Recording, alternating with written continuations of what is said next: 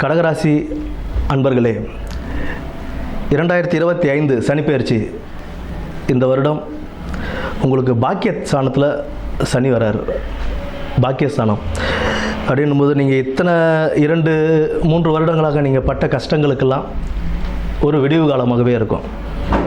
இனி நீங்கள் செய்யக்கூடிய தொழிலாகட்டும், குடும்பத்தில் இருந்த பிரச்சனைகள் ஆகட்டும், எல்லாமே ஓரளவுக்கு விலகி கொஞ்சம் நன்மைகளை பார்க்கக்கூடிய நேரமாகவே இருக்கும். உடல் உபாதைகள் குறையறதுக்கான வாய்ப்புகள் இருக்குது. அதற்கு நாம் கரெக்டாக நம்மளுடைய வேலைகளை பார்த்துக்கிட்டு வேலைக்கு நம்மளுடைய ஹெல்த்தை பார்த்துக்கிறது ரொம்ப முக்கியம்.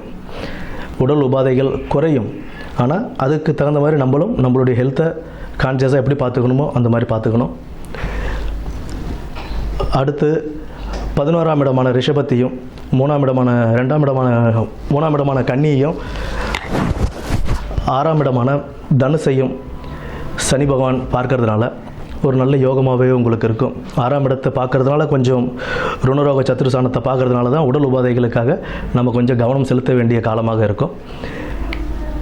நீங்கள் எடுக்கும் பணிகளில் நல்ல லாபமும் கிடைக்கும். பிகாஸ் உங்களுக்கு பாக்கியஸ்தானத்தில் சனி வர்றது ஒரு நல்ல விஷயந்தான்.